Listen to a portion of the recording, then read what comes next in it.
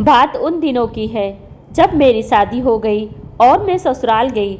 ससुराल में करीब 3 महीने रही, क्योंकि मायके आने का शादी के बाद मुहूर्त बन ही नहीं रहा था, जिसके कारण मैं अपनी माँ से पहली बार 3 महीने दूर रही। मुझे रह रहकर अपनी माँ की बहुत याद आ रही थी और यही सोच रही थी, काश जल्दी मायके जाने का मुहूर्त बने और मैं अपनी माँ से मिलने जाऊँ और उन्हें गले लगाकर अपना दिल हल्का करूं और नई नई ससुराल की सारी कहानी कहूं।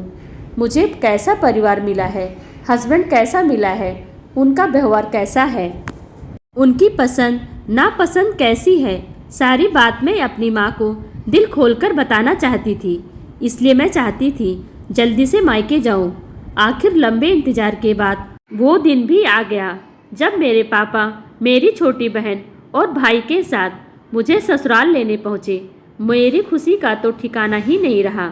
ऐसा लगा ईश्वर ने मुझे दुनिया की सारी खुशी दे दी और मुझे अपने परिवार और माँ से मिलने का तथा घर जाने का मौका दे दिया हो। मेरे पति मुझसे मजाक करते हुए बोले, ऐसा लग रहा है आज हमारी मैडम पैर जमीन पर टिकेंगे ही नहीं, खुशी का तो ठिकाना ही नहीं है। मेरी सास भी मजाक करते हुए बोली, देखना तुम्हें वो घर पराया सा लगने लगेगा और तुम्हारे अपने भी पराये लगने लगेंगे और सब कुछ बदला बदला सा लगने लगेगा। फिर तुम्हें लगने लगेगा कि सच में शादी के बाद लड़कियां पराई हो जाती हैं। मैंने उनकी बातों को सुना और बोली, ऐसा नहीं है मम्मी जी, माँ का प्यार कभी नहीं बदलता, वो हमेशा अपने बच्चों को प्यार करती हैं। इतना बोलने के बाद मैं मायके जाने की तैयारी करने लगी। पहले मैं सबको खाना खिलाया और फिर मैं मायके जाने के लिए तैयार हो गई। शाम को मैं पति, पापा और छोटे भाई बहन के साथ मायके पहुंची। जैसे ही मैं मायके पहुंची, मैं खुशी से झूम उठी और माँ को प्रणाम करके उन्हें गले लगाया। उसके बाद माँ ने कहा, हाथ मुँह धो लो बेटा, हम तुम्हारे और मेहमान के लिए नाश्ता लगाते हैं।